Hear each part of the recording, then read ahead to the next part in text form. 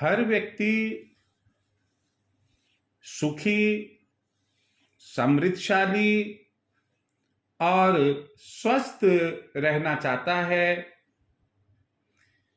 तो क्या कभी हमने यह सोचा कि ये जो चीजें हैं, सुख, समृद्धि और स्वास्थ्य, क्या ये बाजार में मिलते हैं, किसी परचूनी वाले के मिलते हैं, किसी मेडिकल स्टोर पर मिलते हैं, किसी जोहरी के यहाँ पर मिलते हैं? अगर आपने ऐसा सोच रखा है कि किसी जगह है, किसी भी मॉल में या दुकान पर या फुटपाथ पर मिलते हैं, तो यह आपके जीवन की सबसे बड़ी भूल है। क्यों? कि इनका जो जन्मदाता है, किसका? सुख का, समृद्धि का और स्वास्थ्य का, ये तो व्यक्ति स्वयं होता है, ये कोई दूसरा नहीं है। दूसरी बात, ये कोई भौतिक वस्तु नहीं है कि जो दिखाई दे, जिसको स्पर्श किया जा सके, जिसको तोला जा सके, जिसका कोई इकोनॉमिक वैल्यू हो, कोई आर्थिक मूल्य हो। ऐसा नहीं है भैया।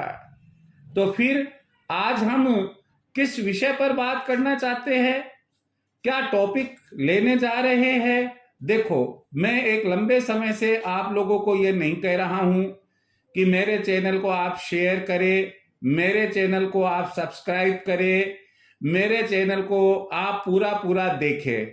लेकिन आज मैं आपसे यह जरूर कहना चाहूंगा कि आप सब्सक्राइब भी करें। यदि मेरी जो बातें हैं अच्छी लगती है, मेरे विचार अच्छे लगते हैं, आप उन्हें शेयर भी करें।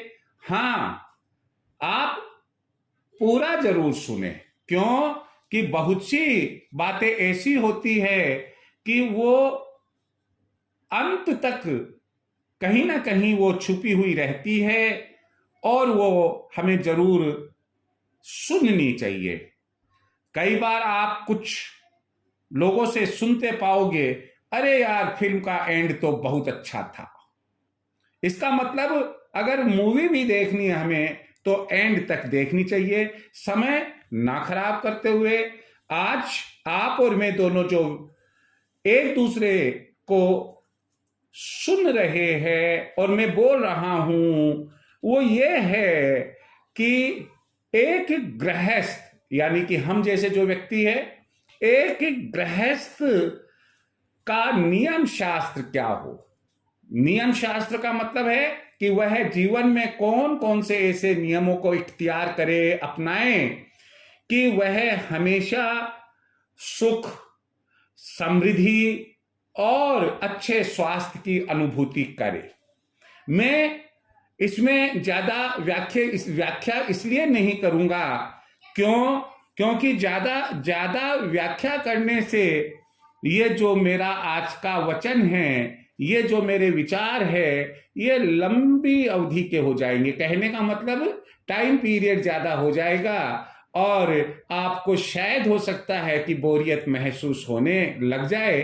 और मैं नहीं चाहता कि आप मेरी बात बोरियत लेकर सुने या शेयर करें ना। आप एक इंटरेस्ट ले इसमें। देखिए, बहुत सरल, साधारण, दैनिक जीवन से संबंधित बातें हैं, लेकिन जिनका कोई मोल नहीं है, अनमोल वचन है यह।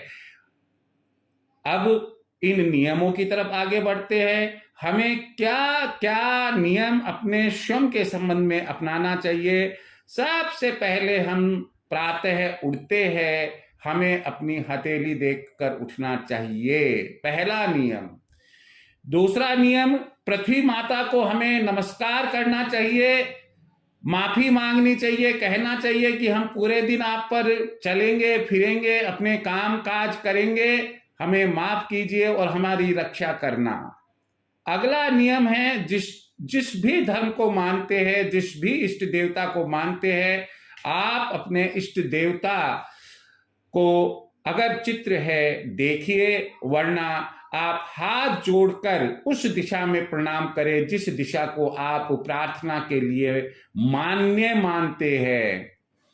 उसके बाद आप शौच आदि से निवृत्त होकर नियमित रूप से आप स्नान करें। लेकिन ध्यान रखिए, स्नान करते वक्त आपको कौन से नियमों का पालन करना है। पहली बात है कि निवस्त्र होकर आप स्नान कभी ना करें। दूसरी बात है कि आप स्नान करते वक्त अपना मुख उत्तर या पूरब की तरफ ही रखें। हमेशा स्नान बैठकर ही करना चाहिए। और सबसे महत्वपूर्ण बात है जो आजकल जरूरी हो गई है, क्या कि जिसको सुनो जिसके लिए वही मालूम पड़ता है उसका ब्लड प्रेशर हाई या लो है, उसके शुगर है। तो ऐसी बीमारियां ना हो, थोड़ा दूर रहे, इसके लिए आप पानी का लोटा यानी जल से जब स्नान करें तो सिर से पांव की ओर करें। पहले सबसे पहले जल सिर पर ही डाले ताकि तमाम गर्मी आपकी ऊपर से नीचे आ जाए। कारण हमारे जो आयुर्वेद शास्त्र कहते हैं कि क्या कि सिर जो है वह ठंडा रहना चाहिए, पेट नरम रहना चाहिए और पांव गर्म रहने चाहिए। जब सिर से स्नान करेंगे सिर ठंडा रहेगा, पेट नरम रहेगा और पांव गर्म रहेंगे, वात पित्त कफ तीनों संतुलित रहेंगे। इसके अलावा जिस समय आप स्नान करें, अगर आप चाहते हैं कि आपको ईएनटी वाले डॉक्टर के ना जाना पड़े तो मुंह में पानी भरकर स्नान करें और जब पूरा स्नान हो जाए रवे वाले तौलिए से बदन पहुंचकर और उसके बाद में ही वो मुंह में भरा हुआ पानी आप कुल्ला करें। नियमित रूप से स्नान के बाद आपको सूर्य को जल चढ़ाना चाहिए। अपनी ईश वंदना अवश्य करनी चाहिए। ध्यान रहे, अगर आप शंख घर में रखते हैं, नहीं रखते तो प्लीज आप खरीद लीजिए। इन दिनों में बहुत सख्त जरूरत है इसकी। कौन सा शंख? बोलने वाला। क्यों? कि आपको शंखनाद करना चाहिए घर में। ना केवल नेगेटिविटी घर से दूर होती है, बल्कि सबसे अहम बात जो आज जरूरत महसूस हो रही है हर व्यक्ति को, वह है लंग्स मजबूत होते हैं, हमारे फेफड़े मजबूत होते हैं। यदि हम अपने मुंह से शंखनाद करते हैं, शंख की ध्वनि करते हैं, तो हमारे फेफड़े मजबूत होते हैं। साइंटिफिकली भी यह प्रूव्ड है। और आपको शंख रोजाना अवश्य बजाना चाहिए। मां लक्ष्मी की उपासना करें। उसके बाद हमेशा ध्यान रखें कि घर में अपने माता पिता का आदर ही करना है आपको। आप कभी भी अपने माता पिता का अनादर ना करें। घर में अगर तुलसा वृक्ष नहीं हो, तुलसा जी का वृक्ष लगाएं और तुलसा जी की सुबह और शाम उत्तरमुखी होकर अवश्य पूजा करनी चाहिए। सुबह जल चढ़ाना चाहिए, शाम को दीपक लगाना चाहिए। जहां तक हो सके जो तिथियां जैसे एकादशी है, अमावस्या है और कोई तीज त्योहार है, ब्राह्मणों को भोजन कराना चाहिए। एकादशी को, दोनों पक्षों की एकादशी को यदि संभव हो यथाशक्ति दान देना चाहिए। आप यदि एक महिला है और अपने ससुराल में रहती है तो आपको अपने सास ससुर की सेवा करनी चाहिए। आप चाहे व्यक्ति पुरुष हो या महिला हो, घर लेकर बैठे हैं, अतिथि आते हैं, अतिथियों के आने पर मन में एक बेचैनी नहीं होनी चाहिए, अरे ये एक बला आ गई, ऐसा ना होकर अतिथियों का यथासंभव यथाशक्ति आतिथ्य सत्कार करना चाहिए, उनकी सेवा करनी चाहिए। रोजाना अपने से बड़े माता पिता के अलावा भी बड़े बुजुर्ग अगर घर में रहते हैं उनसे आशीर्वाद लेना चाहिए। ध्यान रहे, आजकल कभी तो कोई बैंक का फोन आता है, कभी किसी बैंक का फोन आता है कि आप मोबाइल पर 1.25 लाख रुपए का लोन ले लीजिए, 2 मिनट में ले लीजिए। मैं आपको यही एक राय दूंगा, 2 वक्त अगर भूखा रहने से अगर हमारा काम चल जाता है, अपने जीवन में लोन यानी कि ऋण कभी नहीं ले। भूख से याद आ गया, भोजन हमेशा मौन रहकर और मन लगाकर ही करना चाहिए। अगर मन में बेचैनी है या किसी से बात करना जरूरी है तो कृपया उस समय भोजन ना करें। भोजन उसी समय करें जब आपका मन भोजन करने का हो और आप मौन रहकर भोजन कर सके। देखिए, एक अजीबोगरीब सी बात आपको बताने जा रहा हूं। जो व्यक्ति गंजा हो, माफ कीजिए, जो गंजे व्यक्ति, ये मेरा अगर कुछ सुन रहे हैं YouTube पर ये वाला स्पीच सुन रहे हैं, प्लीज आप अन्यथा ना ले। गंजे व्यक्तियों से दोस्ती नहीं करनी चाहिए। अगली बात है, पशु पक्षियों को दाना पानी रोजाना हमें यथाशक्ति देना चाहिए। और पितरों का श्राद्ध अगर हमें कुछ भी ध्यान में नहीं है तो अमावस्या के दिन हमें श्राद्ध के रूप में हाथें जरूर निकालनी चाहिए। और जो भी हमें भोग लगाना है, अमावस्या का धूप देना है, वो पितरों के निमित्त जरूर देना चाहिए। समय समय पर बहन बेटियों को उपहार दे। कहते हैं कि बहन बेटियों को हम उपहार अगर 1 रुपए का देते हैं तो उससे इतना पुण्य मिलता है कि हमें 10 रुपए या 100 रुपए वापस भगवान लौटाता है। आप यदि पुरुष है और चाहे आप महिला है, आप कभी भी ससुराल वालों से झगड़ा कदापि ना करें। पुरुष है तो देखिए, माफ कीजिए, आपको ससुराल वालों ने अपने कलेजे का टुकड़ा लड़की दी है, और अगर महिला है तो देखिए आपको भरा पूरा अपने लड़के सहित एक परिवार मिला है। कहने का लड़के का मतलब यहाँ वर सहित परिवार मिला है। इससे ज्यादा और क्या चाहिए ससुराल वालों से। बाकी तो सब भौतिक चीजें हैं, आप खुद खरीद सकते हैं। तो ससुराल वालों से झगड़ा ना करें। अगर कोई मुफ्त में कहे कि भैया ये मुफ्त में चाय पिला रहा हूं, प्लीज ना पिए। मुफ्त में ये पेन दे रहा हूं, ना ले।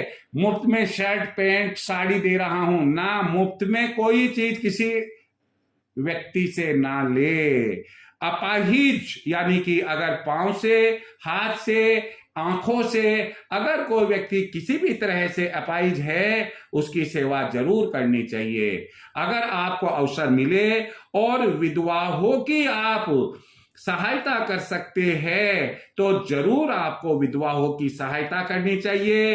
भोजन करने के पूर्व प्रातः भोजन जो लंच लेते हैं उसमें से गौ ग्रास निकालना चाहिए, और डिनर यानी रात्रि भोजन लेते हैं कुत्ते के लिए ग्रास निकालना चाहिए।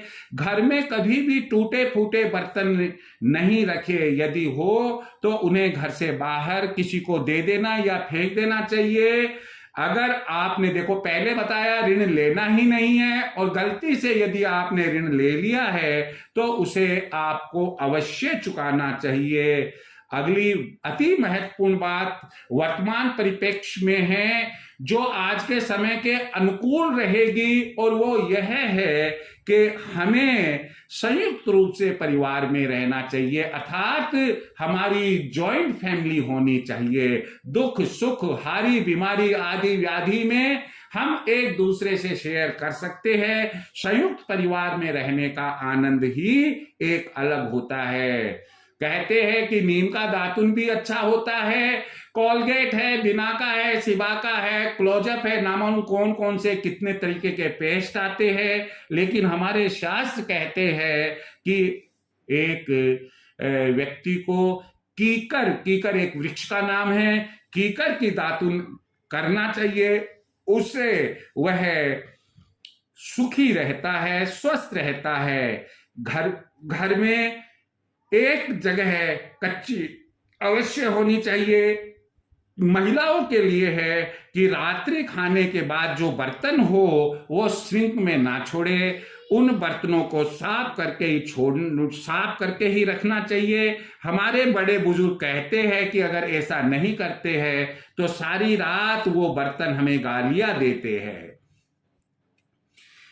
अगली जो महत्वपूर्ण बात है वह अपनाने की यह है कि कभी भी सूर्य की ओर मुंह करके लघु शंका या सोच के लिए नहीं जाना चाहिए। फिर उसके बाद है कि आजकल जो परफ्यूम वगैरह लगाते हैं, शास्त्रों में उल्लेख मिलता है कि एक व्यक्ति को इत्र का प्रयोग नहीं करना चाहिए। अगला है असत्य भाषण, कभी भी किसी से झूठ ना बोलो। अगर आपको ऐसा अवसर आता है कि आपको बोलना पड़ेगा और वो भी झूठ बोलना पड़ेगा, तो उस समय आप एक अनजान व्यक्ति बनकर रह जाए, मौन व्रत धारण कर ले, लेकिन असत्य भाषण कभी ना करे। किसी को गाली ना दे, अर्थात उसको पॉलिश्ड वे में कहे हम, तो किसी को अपशब्द अब्यूजिंग वर्ड्स ना बोले। क्रोध कभी भी ना करे, क्योंकि क्रोध सबसे पहले स्वयं का ही पतन करता है। अगली बात है कि हम स्नान आदि करने के बाद या स्नान के दौरान हमें अपना नाक जरूर साफ करना चाहिए। और अंतिम बात जो मैं आपको बताने जा रहा हूं, लेकिन बहुत महत्वपूर्ण है, जादू टोने वालों के चक्कर में कभी नहीं फंसना चाहिए। नहीं, आपकी जिंदगी तो बर्बाद होगी सो होगी, आपके पूरे परिवार वालों की जिंदगी भी बर्बाद हो जाएगी। मुझे उम्मीद है कि हालांकि बिंदु तो बहुत सारे रहे और आप इनमें से हो सकता है कि मोर देन 50% बिंदुओं पर ही अपना जीवन दिनचर्या रख रहे हो, जीवन शैली बनाए हुए हो, लेकिन यदि इनमें से कुछ बिंदु भी आपको ऐसा लगता है कि उन्हें अपनाना चाहिए, तो मेरी गुजारिश आप लोगों से है, माय हम्बल एडवाइस, कि आप जरूर अपनाएं, अपने जीवन को सुखमयी बनाएं, समृद्धशाली बनाएं और स्वस्थ रहे। यही मेरी प्रभु से, ईश्वर से, खुदा से कामना है। जय श्री कृष्णा।